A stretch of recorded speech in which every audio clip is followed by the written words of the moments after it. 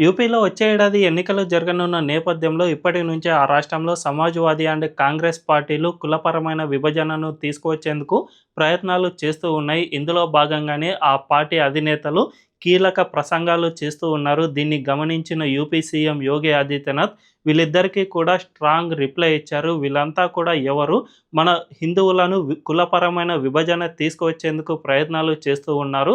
ఇదే నాయకులు గతంలో రాముడు, కృష్ణుడు ఈ దేవుళ్ళు అసలు ఉనికిలోనే లేరు అనే విధంగా అవమానించారు. ఇప్పుడు చూస్తే కులపరమైన విభజనను తీసుకువచ్చేందుకు ప్రయత్నాలు చేస్తూ ఉన్నారంటే వీళ్ళంతా కూడా హిందువులను విభజించేందుకు చేస్తున్న కుట్రలో భాగంగానే ఈ విధంగా చేస్తూ ఉన్నారు అని యోగి ఆదిత్యనాథ్ హిందువులకు పిలుపునిచ్చారు. మనం ఒక్కసారి హర్యానా, మహారాష్ట్ర ఎన్నికలను చూసుకుంటే ఆ ఎన్నికల్లో బటెంగేతో కటెంగే అనే నినాదాన్ని తీసుకురావడం వల్లనే ఆ రెండు ఎన్నికల్లో చాలా ఇంపాక్ట్ చూపించింది. భవిష్యత్తులో యూపీలో కూడా కాంగ్రెస్ అండ్ సమాజ్వాదీ పార్టీలు ఇదే విధంగా కులపరమైన విభజనను తీసుకువచ్చేందుకు ప్రయత్నాలు చేస్తే ఖచ్చితంగా ఈ నినాదాన్ని మరోసారి తెరపైకి గనక తీసుకువచ్చే ఆ రాష్ట్రంలో బీజేపీని ఓడించడం దాదాపు అసాధ్యమే అని విశ్లేషకులు సైతం అభిప్రాయాన్ని వ్యక్తం చేస్తూ ఉన్నారు. మరి భవిష్యత్తులో ఏం జరగనుందో తెలియాలంటే వేచి చూడాల్సిందే.